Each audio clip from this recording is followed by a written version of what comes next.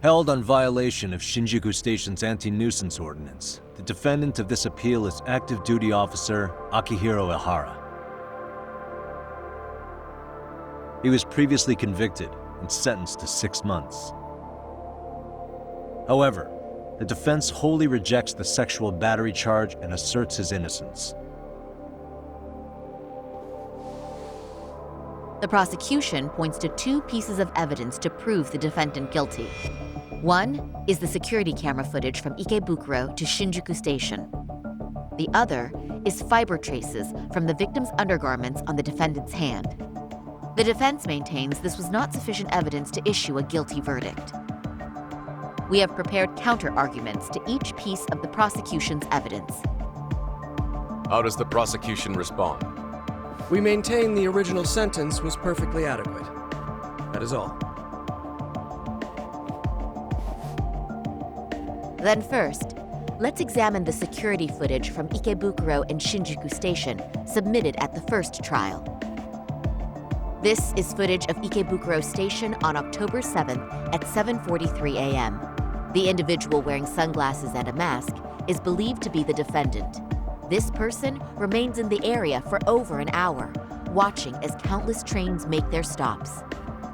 At 9:06 a.m., he locates the victim of this case. Then he boards the train and pursues her. This footage of the station platform is from when the suspect and victim board the train car. We already saw this during the first trial. Let's not be redundant. Of course not. The victim claimed the defendant moved in a suspicious manner once the train left Ikebukuro Station, ultimately placing his hand under her skirt. After they arrived at Shinjuku Station 6 minutes later, the victim gathered her courage and grabbed his hand. However, there's a possibility the offender seen here is not the defendant himself, but a different person entirely, a stand-in. The goal was to disguise this event as an alibi for the murder which occurred in Yokohama that same morning.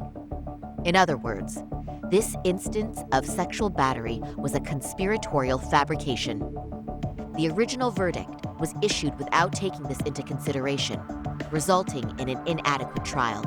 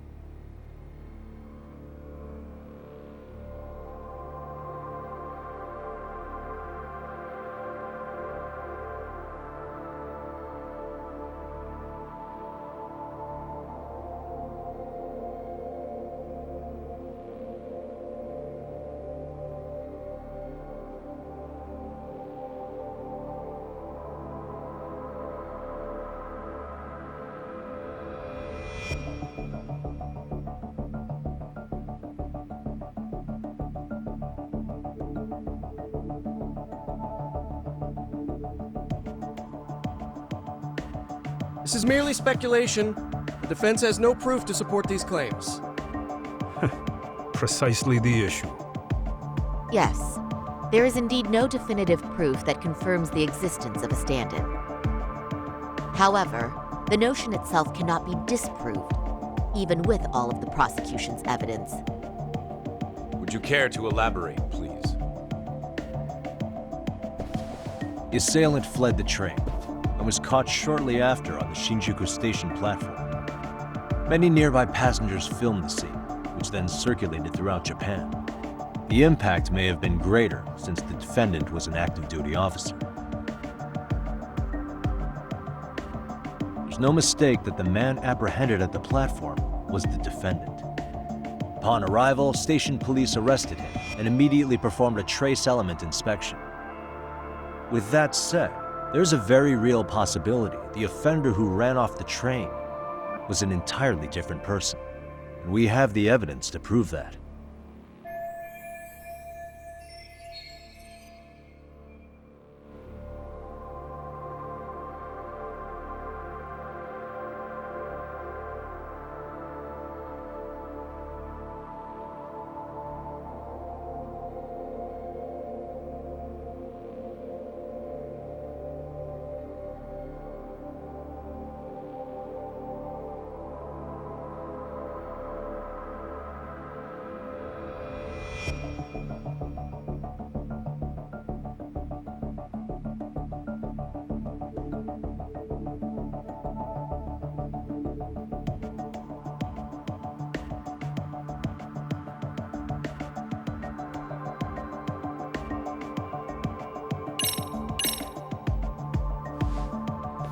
What do you think of this?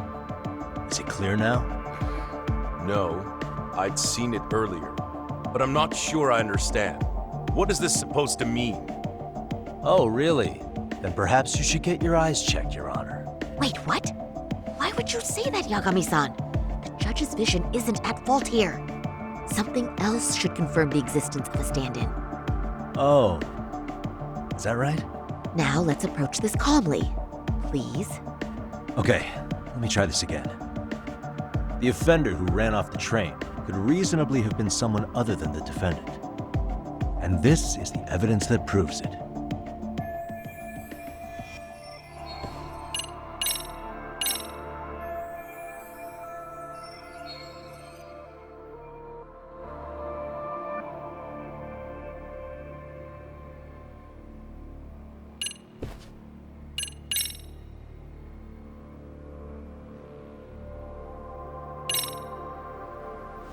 If you'll kindly look at this. What is this? Displayed on the large monitor, please. Is that a diagram of Shinjuku Station? That's correct, Your Honor. First, the victim and the offender ran onto the platform as soon as the train doors opened. The train car they boarded is here on this map. We've marked the offender's route with an arrow.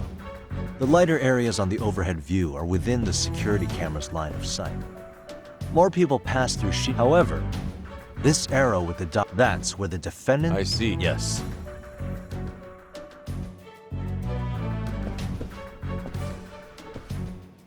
Defendant, when you were issued the verdict in your first trial, you said the following to the judge. In a warehouse about 3 days ago, a body turned up in Yokohama.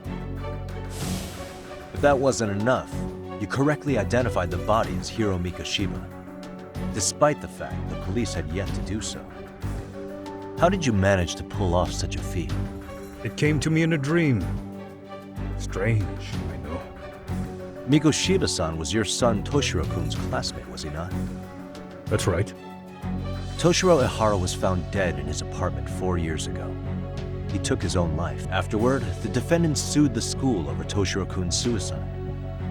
Yes? Ihara-san, can you tell us why you sued the school? There were rumors my son had been bullied. Unfortunately, the court wasn't able to substantiate that claim. And these rumors were discovered on the internet? They were. Of the bullies mentioned, Mikoshiba-san's name was among them. Were you aware of this? I was. Would you say you harbored murderous intent against Mikoshiba-san? Objection. The defense's question is irrelevant. This case is to examine whether or not sexual battery took place. Also, the Kanagawa police are actively investigating Hiro Mikoshiba's murder. The courtroom is no place for baseless speculation. How does the defense respond? The timing of the battery incident makes this case an alibi for Mikoshiba-san's murder. We believe there's a very relevant connection. Very well. The prosecution's objection is overruled. Please keep it brief. Just as soon as the defendant answers the question. Did you harbor murderous intent for Hiro Mikoshiba? Of course I did. In other words, Your Honor, it goes like this. On the day Toshiro-kun's bully, Mikoshiba-san, was killed, the defendant set out to synchronize the murder with sexual battery. It became his alibi for the murder, and the prosecution and the court all but approved it. A 6-month sentence for sexual battery and getting away with murder. That's all the motivation the defendant needed to fabricate this elaborate scheme. His stand-in groped his accomplice, and then they swapped places before getting caught. It's all entirely possible. Then the defense should present some evidence to prove it.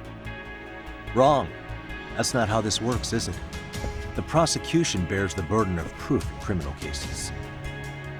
If we go through all the evidence and discover the possibility no groping took place, then it's on the prosecution to refute that. Fine. Have it your way. The defense's argument about the security camera's blind spot is flimsy at best. While the defendant was running, his female victim was chasing after him. Surely the victim would have seen if he had switched places with a stand-in. Yet the victim provided no such testimony. The victim, Yui Mamiya, was an accomplice in the scheme. Objection! This is an insult to the victim. Such claims harm the integrity of all women.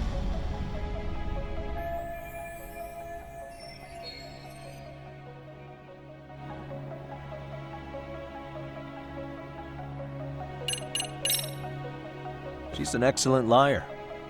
Not only did she deceive prosecutors, The court does not look kindly on character defamation.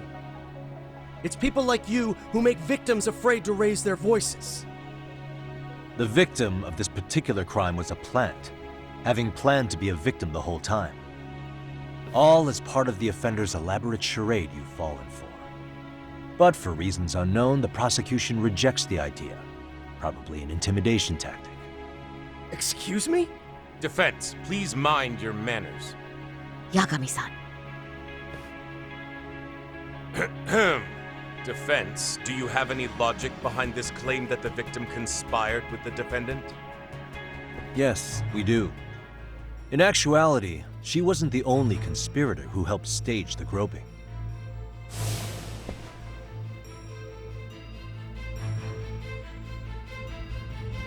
The bystander who captured the defendant, the witness who recorded the incident on his smartphone. Both men, in conjunction with the victim, were classmates from the same high school. Which means, strange as it sounds, that these seemingly unrelated individuals were in fact all acquaintances. It's clear that this was a carefully organized and planned event. Our investigation discovered they all graduated from Kurokawa Academy in Tokyo 13 years ago. Additionally, Yoko Sawa, the teacher who was killed in Ijincho, graduated from the same class. 4 years ago, she was the teacher of the defendant's son, Toshiro-kun. We believe this indicates a connection between the Kurokawa Academy graduates and this case. Of course, that's as deep as we need to go on that. We've simply presented the possibility that multiple conspirators were present when the defendant was apprehended. And as long as such a possibility exists, the defense asserts the defendant cannot be found guilty. Your Honor, may I speak? What is it?